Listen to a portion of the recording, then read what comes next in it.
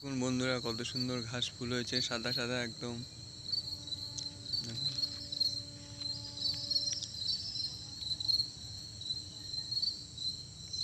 চারিদিকে ঘাস ফুল।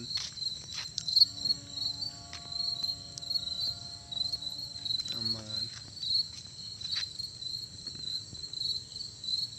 খুবই সুন্দর ঘাস ফুল। এখন খুব কমই দেখা যায় ঘাস ফুল।